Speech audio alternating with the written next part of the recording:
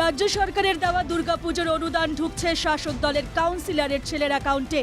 চাঞ্চল্যকর অভিযোগ, টিটাগড়ের 17 নম্বর ওয়ার্ডের কাউন্সিলর মৌসুমী ভট্টাচার্যের স্বামী দেবব্রত ভট্টাচার্যের বিরুদ্ধে। এক্স পোস্টে বিস্ফোরক অভিযোগ বিজেপি মুখপাত্র কৌস্তব বাগচির।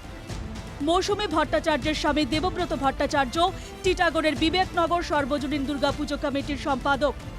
অভিযোগ 2022 সালের রাজ্য সরকারের দেওয়া 60,000 টাকার অনুদান এবং 2023 সালের 70,000 টাকার অনুদান ঢুকেছে কাউন্সিলরের ছেলের কোম্পানির অ্যাকাউন্টে। রাজ্য সরকারের দেওয়া অনুদানের চেকের ছবি পোস্ট করে কৌস্তব বাগচির হুঁশিয়ারি, এই বিষয়ে তিনি সংশ্লিষ্ট দপ্তরে তদন্তের আবেদন করবেন। প্রয়োজনে সরকারি টাকা তছরূপের অভিযোগে হাইকোর্টে মামলা করবেন। পসিবলই হবে না, কোনোদিন দেবে না। কি করে হবে যদি অ্যাকাউন্ট না থাকে? সেই ক্লাব টাকা পেতে এন্টাইটেলড হবে না। আর আমি যতদূর খোঁজ নিয়ে জেনেছি, ভেতরকার যা খবর পেয়েছি, ক্লাবের অ্যাকাউন্ট ছিল।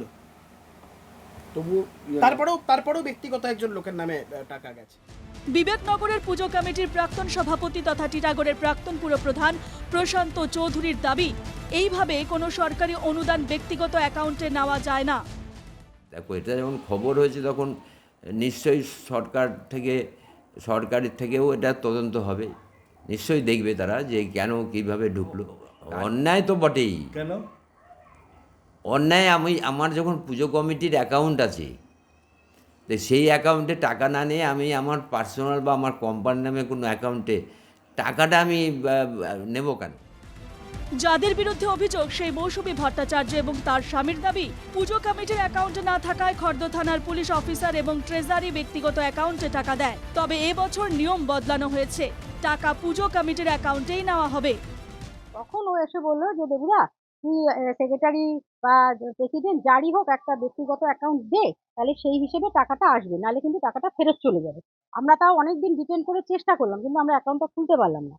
তখন ওই রতন শিকদারি শেষে গিয়ে আমার ওই দেবমাল্য এন্টারপ্রাইজ নামে গিয়ে চেকটা দেয়। তখন আমরা, এবং ওই ট্রেজারি থেকে টাকাটা ওই তুলে, মানে চেকটা ওই নিয়ে আসে, সমস্তটা ওই করে। যদি কারো ব্যাঙ্ক অ্যাকাউন্ট না থাকে তাহলে তার সেক্রেটারি ব্যক্তিগত অ্যাকাউন্টে ঢোকে, সেখান থেকে আমরা ট্রান্সফার করি। এটা সার্বজনীন, এটা কোনো মানে আমার শুধু এটার ক্ষেত্রে এটাই হয়নি।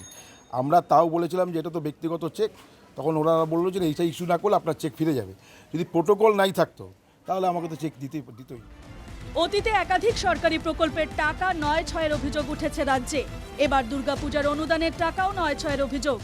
টিটাগড় থেকে মিন্টু চক্রবর্তী এবং দেবপ্রিয় সরকারের রিপোর্ট, NKTV বাংলা।